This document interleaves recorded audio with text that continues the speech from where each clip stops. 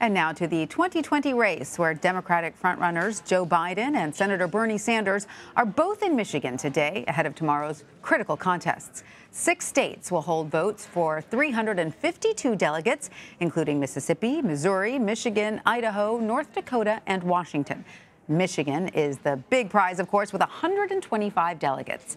Today, Sanders added a round table with public health experts to address fears of the coronavirus.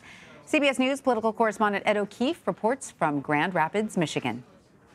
Neither Joe Biden nor Bernie Sanders appear to be making significant changes to their campaigns amid the spread of coronavirus. But the Sanders campaign did set up these hand sanitizers at an event at the University of Michigan. And while Biden used some before a meal in Mississippi, the focus for both men is the races on Tuesday. Ann Arbor, thank you!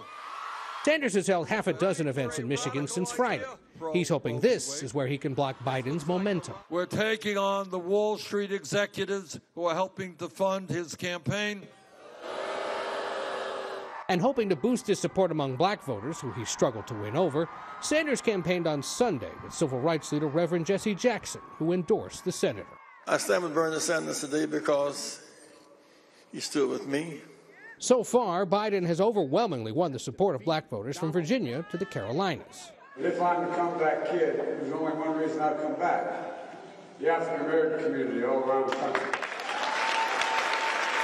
Biden raised $22 million last week and is now pumping at least $12 million of advertising into some states voting this week and next. The goal is to amass a big enough delegate lead that Sanders can't catch him.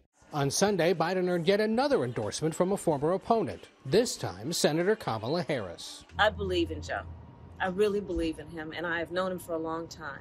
Her endorsement comes after a particularly bitter exchange last summer when she questioned his record on civil rights. You also worked with them to oppose busing. And, there was a little girl in California who was part of the second class to integrate her public schools.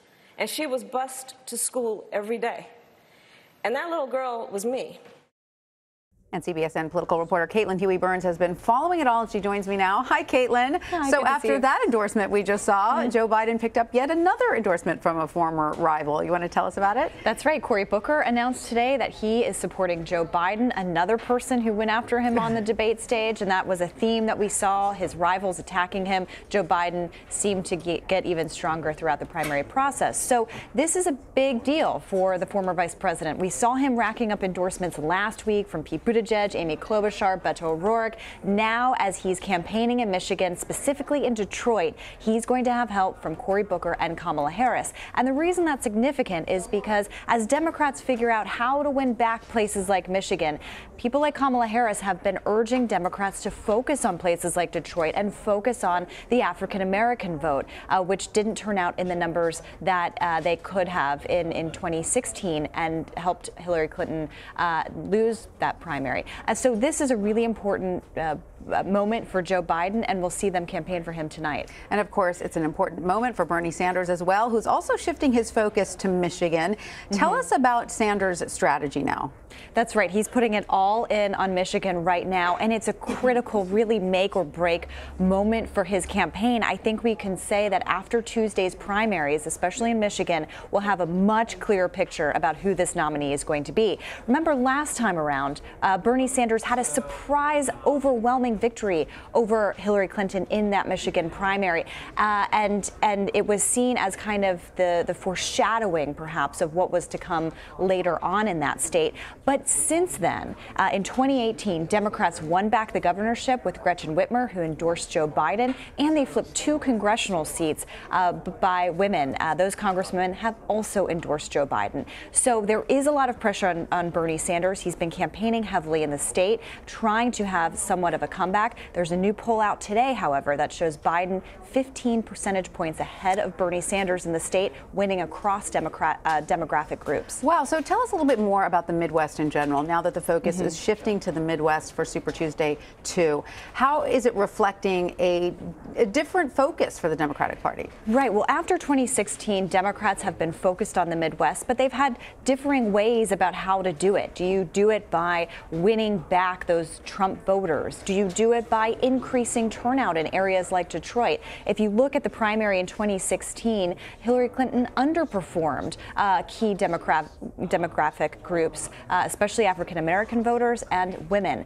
We're seeing Biden ramp up his numbers among those two groups, and that's why these past primaries are really important. And that's why you saw Bernie Sanders focusing his schedule again on Michigan, talking about that endorsement from Jesse Jackson, and also having events in places like Flint, Michigan. Right. So let's talk a little bit about the coronavirus and how it is injecting itself upon this race as well. We know the AFL-CIO presidential forum in Orlando was just canceled due to concerns over the virus. How are both of these candidates, Joe Biden and Bernie Sanders, responding to the threat of the coronavirus? Well, no one has canceled any campaign events yet. We're all waiting to see whether that happens. There's supposed to be a Democratic debate in Arizona on Sunday. We're waiting to see if that still goes on. But these candidates have been talking about this in terms of presidential leadership. You've heard some really tough words from them about Donald Trump and his handling of this. When I interviewed Joe Biden last week, I asked him about this, and he said the credibility of the president is especially important in moments like this, and he hasn't been able to trust the president on this. So that's something I think you're going to see. But there is a question about whether these candidates might have to cancel events. We'll have more knowledge about that depending perhaps on the results tomorrow. Exactly. And great interview again with Joe Biden. Caitlin, that was fantastic. And thank you so much for joining us. We always love talking 2020 with you.